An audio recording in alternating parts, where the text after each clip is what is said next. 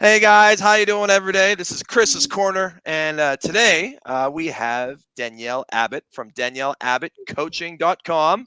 Hey Danielle, how you doing today? I am doing fabulous. How are you, Chris? You know what?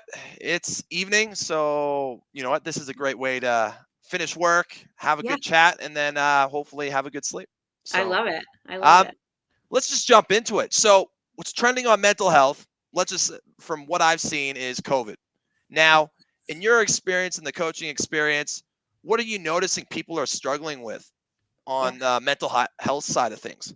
Yeah, so I do a lot of coaching with companies and leaders. And so Oh, one thing that we have cool. been really working on and struggling is this work from home environment and how people have gone from working in an office building to now working by themselves all day, every day, and missing that interaction. And I think that's really impacting people's mental health in lots of different ways that they might not even recognize right away. Mhm. And they're just kind of wondering, like, what's happening? What's going on? And a lot of it has to do with we don't have that physical contact with people like we used to.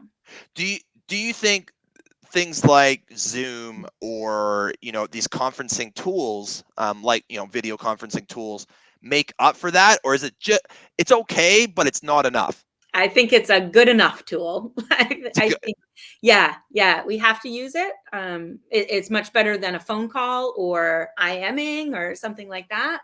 But Yeah. I don't think it totally makes up for that in-person connection that we have. And when people don't have connection, what do you notice like the symptoms or people what are the what's the path that they're running down, I guess, is like, so if I'm not connecting with people and I'm not going to the office and saying, "Hey Bob, how's your day? How's your wife? Yeah. Have a cup of coffee." What do you notice maybe people in the workplace are suffering with a little bit more so? Yeah. So I am not a medical professional. Of However, course. right, I think a lot of people, anxiety has increased because we are living through a pandemic, and the majority of us have never done this before. But also, there's that depression piece. People are rolling out of Mm, bed, not showering, keeping their jammies on, logging on their Zoom all day, and that schedule is just really off. And I think that keeps people with a sense of purpose when they have to wake up in the morning and they shower and they get dressed and they go to work and they interact with people. So I think for some people that I'm noticing, they kind of have lost this sense of purpose, yeah, leading to that almost depressed, like, I'll just roll back in bed at the end of my day. I've had those moments. Trust me, I've Yeah, had hey, those we all moments. have. We all Yeah. there is no judgment here. There is no judgment here. So I am noticing that more and more. Um, One thing at the beginning of the pandemic that I noticed is people like, oh, this work from home, it's great. Like I hope we continue to do that. And now kind of coming out of it, people are actually looking forward to getting back The into it. novelty's rubbing off. Yeah. Yeah. Yeah. I work from home personally. I work from home, like that's my full-time gig. Like Mhm. that's where it works for me, but Yeah. I have those moments where you need to put yourself in a very disciplined routine, because Yeah. if you don't, it's easy to slide and be like, Mhm. "Oh yeah, I'll do some work." No, I feel like watching TV. Mhm. Work, Yeah. no one knows. I'll get work done tomorrow. Tomorrow Yeah. becomes Thursday, Friday, and then your boss gets angry with you of why you didn't do Mhm. work. So, Yeah. um, so a little bit more about yourself and your coaching. Yeah. What what got you to start up a coaching company, and what's the path that you took there, and where did it all come from? Yeah. So I have lots of different things. So I'll give you the short version if I can. So I've been in leadership for over 20 years. I've been in training and development for the majority of that time for healthcare industries, financial industries, and I really have a passion for helping leaders and employees really shine and reach their Mm, goals and be successful. And so I had been doing that for a very large company for the last 6 years. And I wanted to do more. And I really find that that one-on-one interaction and the follow-up piece was missing from mhm. the training. And so that's what I do. And that's kind of how I set myself apart. But the other piece that's missing for me is the self-care and the mental health work.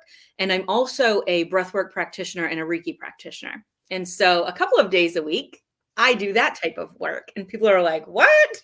What is um, what is a breath work or a Reiki practitioner for people that have no clue of what you just said? Yeah, yeah. So with breathwork and Reiki, they're both energy work. So we are all made up of energy. Everything around us has energy. Okay. With breathwork, it's very active. So I would guide you. For example, you would come into my practice. We Mhm. would do a little chat, and then I would guide you on your breathing, on where maybe you might be stuck. And we would actually do different breaths in order to remove blocks and energy work. Hmm.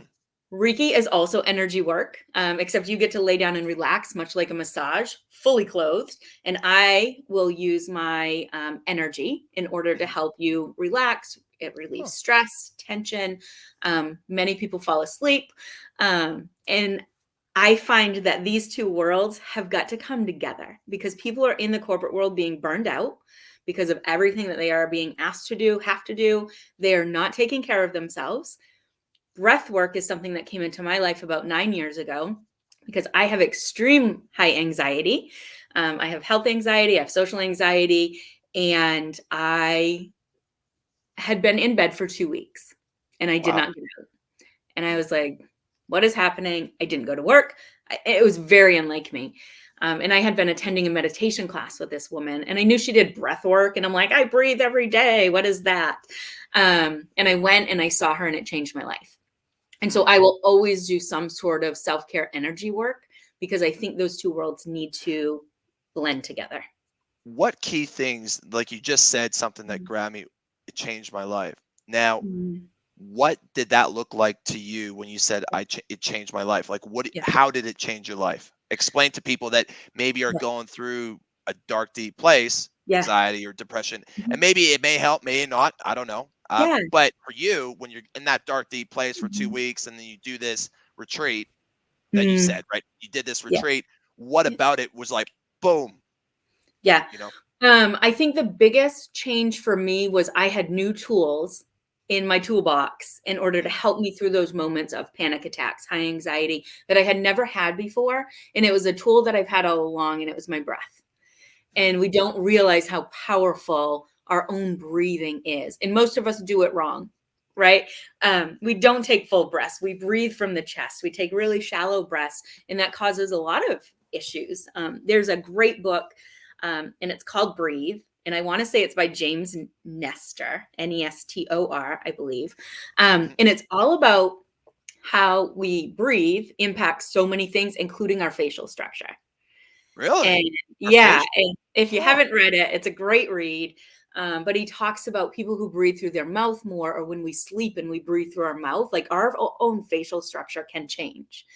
Um, Huh. yeah, it's a pretty interesting book. So using our own breath in the one tool that we all have, you can really decrease your anxiety, your stress levels, in that physical trauma response that we Mm. have when we're in those moments. Now, you brought up something that I want to touch on is burnout.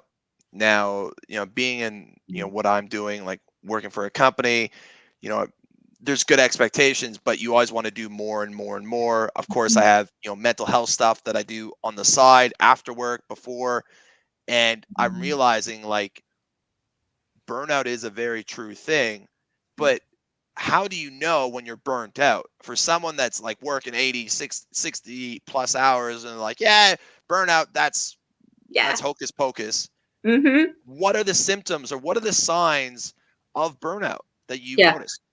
I think the biggest sign is your attitude changes and you become very short and angry, and Maybe I your have burnout. No, anxiety I'm goes joking. right. You're like, me, My sign me up. partner's probably like, you have burnout right now. You need to, so, But there's well, actually 3 phases because a lot of people will refer to burnout and stress, and they will interchange oh, those words, or stress and distress. So there's actually 3 phases of this, right? And so okay. stress is the good stuff. Stress is what wakes us up in the morning. Stress is what allows us to meet our deadlines. It's that healthy pressure, right? And I look at that as the light at the end of the tunnel is big. There's a deadline. We know it's going to be over. It might be tough in the moment. That's stress. We all Mhm. need it. And then we move on to distress. And distress is the light at the end of the tunnel is a little bit smaller. It may be a longer term issue that we're dealing with. So things that might cause distress might be like going through a rocky divorce. There's going to be a light at the end of the tunnel, but it feels really far away, right? And that might cause some more distress in our bodies. And then distress or burnout, I'm sorry, is like that small, there is no light at the end of the tunnel. You don't feel like it's ever going to get over with. And in the corporate world, I see that when we have toxic work environments, right? Everybody wants out. People are leaving left and right, but nobody actually looks at the culture that's being built. You're causing people to burn out because we just can't work in a culture like that for very long before we start. There is no hope. It's What always going to be like this. what is a toxic work culture? In your like you dealing Yeah. with a lot of people in the professional space and companies, what have you noticed that you're like, you guys have a very toxic work culture? Like, you guys, we need to shift, or you guys are doing really Yeah. good. Yeah. What have you noticed? Yeah. So I want to start with the good things first, because I think it's Of easier to course. highlight that, right? So when I see work cultures that are really good, is one, we have the way to recognize it is you have typically low turnover.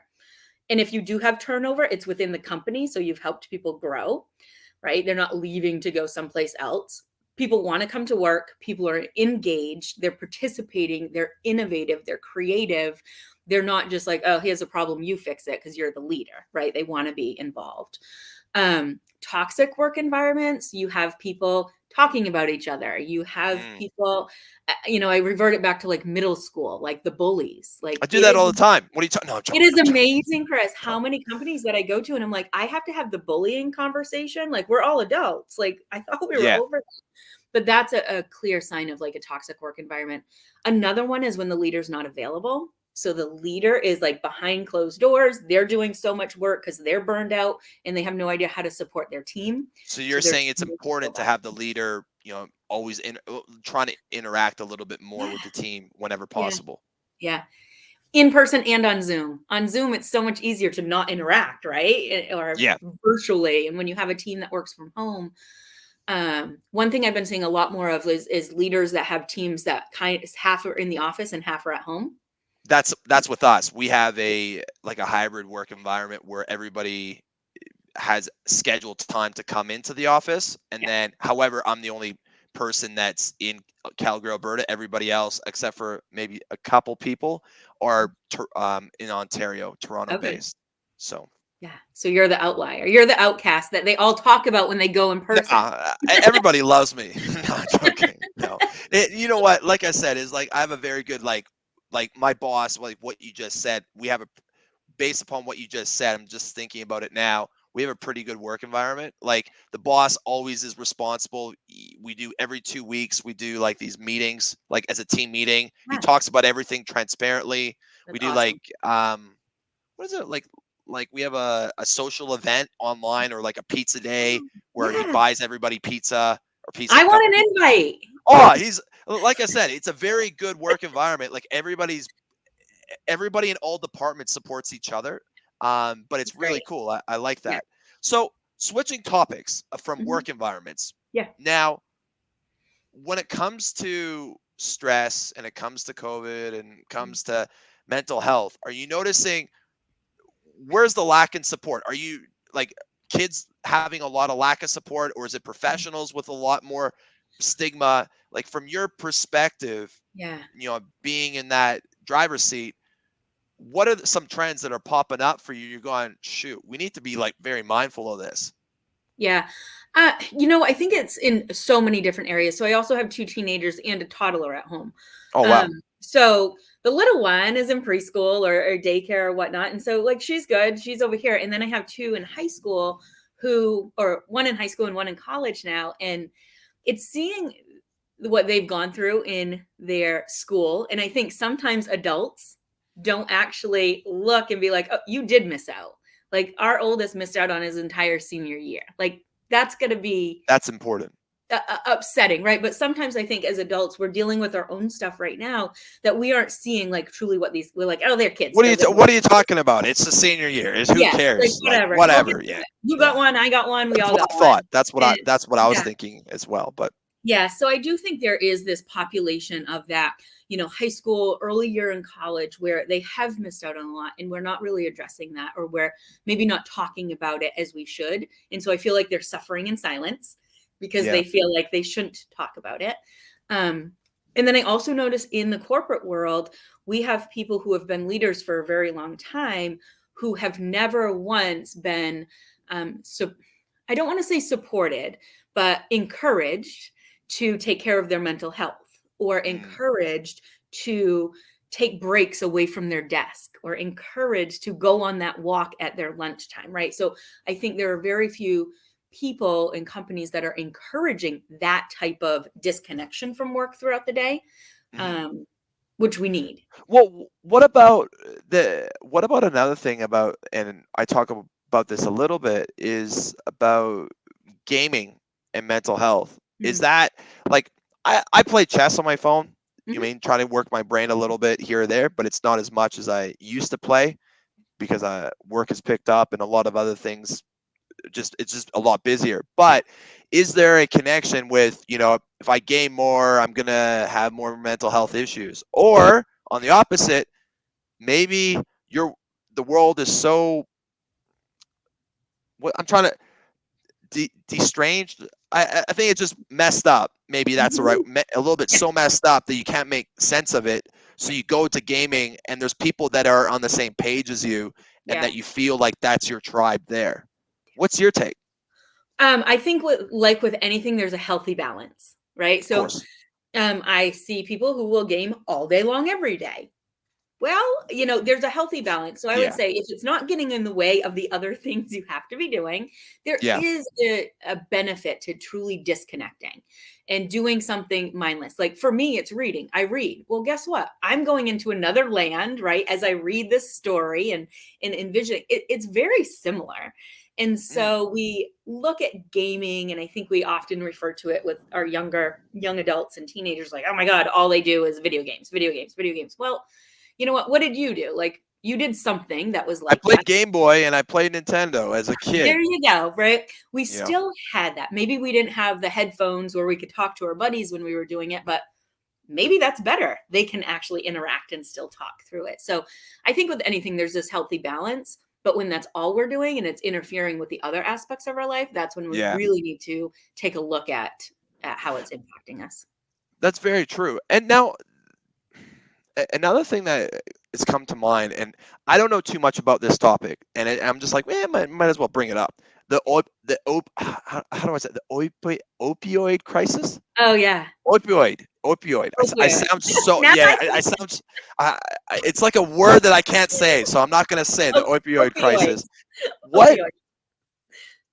is that? Is that getting worse because of COVID and because of people's inability to deal with their mental health, or is that because of other things that, in your experience? I don't Yeah. know too much about it, but I noticed that, I've had people that are like, hey man, do you know the opioid crisis is around? And I was like, I know of it, but I don't Yeah. know what it truly is, you know? Yeah. I don't know a lot about it myself. Okay. I think it was, and truthfully, like from my own experience, I think I heard much more about that prior to COVID. And I Okay. almost feel like COVID came in and took over all of these other things that we used to be concerned about. And I'm not saying we're not concerned about Of that course. anymore. Um, but I do think it was such an umbrella when, the pandemic hit, and that's all people are talking about, that we almost maybe have forgotten about some of these other things. Um, Even, we talk about the opioids, but even things like food insecurities. Mm. People, you go to your doctor. I don't know. So I'm in the US. So I don't know in Canada, but I know when I go into my doctor's, I had an appointment this week. There's little cards in the doctor's office. It's like, hey, if you aren't able to put food in your cupboards today, like let us know. And you could leave here with a bag of food for 2 or 3 days. So that's what our healthcare I've system. never seen that at doctor's offices Yeah. here in Canada. So So I think it's so amazing though that that's we're cool. thinking about these are other things. If people are worried about how they're going to put food on their table, that's decreasing their mental health, right? Because Mhm. they can't be present because they're wondering, oh my God, how am I going to feed my kids? How am I going to feed my spouse? How am I going to do that? And so I think, beyond the opioids, I think there's the food insecurities. There is, you know, um, all kinds of things that impact our mental health, which COVID came in and umbrellaed all of that, I think. So another question that I have that I'm just thinking, like, it's just coming up, and I was like, I oh, might love as this. well ask I that. love this is fun. Is okay. So I know during COVID, people have lost their jobs. I know of people that have lost their jobs that their partners truly Mhm, relied on. Now, for someone out there, and I was just thinking, how would I feel if I just lost my job? And mhm, you've been dealing with people like that. What would be maybe the top three things that you could recommend that So I have a mhm, family. I just lost my mhm. job. Say it's an exec job. Say it's sales. Yeah. Sales exec job. I lost it because they're downsizing because they can't afford me. Mhm. What would you recommend are steps to sort of either mindset or action steps that I could do to sort of get back on the horse Mm. and get over this challenge? Yeah, I think that's a great question, and I think you hit it. It's mindset and it's action, right? So Yeah. some people are really heavy on mindset, some people are really heavy on So action. I why don't think we do there's a mindset and then balance. action? So why not Okay. three steps of each? Is that okay? Yeah, that's perfect. So I think when it comes to mindset, we have to understand that we have to give ourselves time to grieve, right? You just lost something, right? And it's okay to grieve. And so getting in the mindset, like it's okay to process this and give myself time to do that. Yeah. Um, I think we also have to be careful of the toxic positivity that tends to come in where people saying, "Oh, you'll get another job. Oh, you'll do this. Oh, Mm, you," and everything's positive. It yeah. is okay to not be okay. Right. And I think we have to allow time for that to happen when we have some drastic change, whatever it might be. But then I think the other piece of the mindset is really taking the time to evaluate your core values and your Hmm. subconscious values to make sure that your next steps are truly aligned with that. So if Yeah. we can align things with our values, we are going to be much happier. Things are going to work out much better for us in the long run, right? So being aware of toxic positivity, don't fall into that trap. It's okay to not be okay, and really take this time to discover what are your core values. What do you want to align your next steps with? So that would be mindset work for me. Mindset. Perfect. Yep. Action items, get your resume out and let's clean it up, right? Like number one, let's clean up your resume and discover like what jobs do you want. You don't have to go back into the same gig you were doing. Like what do you, if you could do anything, like here's your chance.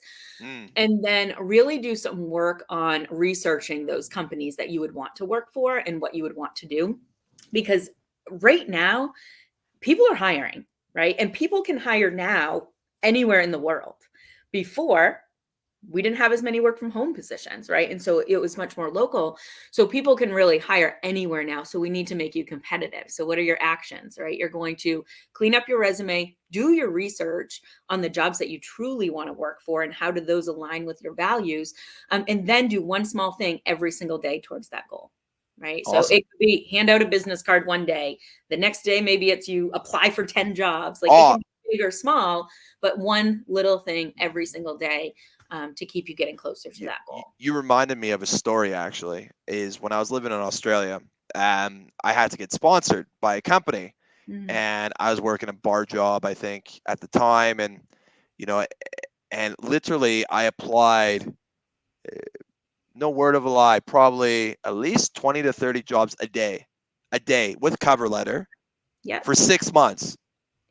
And I seriously, now I look at it now, and for how, because I work in PR for this company that I work for, and I realize, like, do you know how easy it is on LinkedIn to just go type up the CEO of a company you really like, find Yeah. out who works there, and go, "Hey, John, how you doing? I thought I could add value for here, here, here. Mhm. Let's have a chat." Yeah. And I've got responses. Like, Yeah. who gets, like, It's I was so just like, different. if I knew that back then, my approach would be a lot different. Yeah. 100%. Yeah. It's so different now too. Like, and I even think of people have asked me a lot. I've actually gotten this question a couple times lately. Why do I need a cover letter? Like Yeah, what, what I don't even see cover letters anymore. What is the point of a cover letter? And I'm just writing the same thing in my resume. And I'm like, well, if that's what you're doing, we're doing it wrong. Right. So I think correct. there's even some changes over time on how do you apply for a job? What do you need? Right. And so we have to kind of keep up with that stuff. 100%. And one last bit for people out there, what's any type of a word of advice that you have someone who's maybe is a bit depressed, lost their job, or is just in the dumps a bit and just goes, you know what? It sucks. Life sucks. what's something that you can go, what's the last piece of advice that you want to sort of throw at them? Oh, goodness. Last piece. I'm going to go with something that came up in one of my group coaching calls that I did today. And a woman had a really aha moment. And I'm going to say self-care should not be a reward. Huh. And we often use self-care, and that means caring for our mental health, our bodies, our spiritual health, whatever that is, as a reward. If I do X, if I accomplish all these things, then I can go for my run, get a massage, read my book, do whatever. Self-care should be a non-negotiable for you, whether you have a job, you've lost your job, wherever, because if we can do that more and we can do that consistently, that has a direct impact on our mental health. So That's really self-care should not be a reward. It should be a non-negotiable. That's really cool. I actually really like that one. I Yeah. was actually thinking, I was like, man, I don't want to work out, but you've made a very good point. Yeah. Like I need to because I haven't moved my body today. So Yeah. um, if you guys want to check Danielle Mhm. Abbott out, go to Yeah. her website www.danielleabbottcoaching.com. Yeah. I'll put the links below, so everything is all Awesome. done. But thank you so much, Danielle, for your Thank you. Thanks time. for having me. It This was a was so great much chat. fun. I loved it. It was Loved it. I awesome. loved it. It's Yeah. awesome. Thanks again, and hope you have an awesome evening. Take care. Thank you. You too. Bye bye.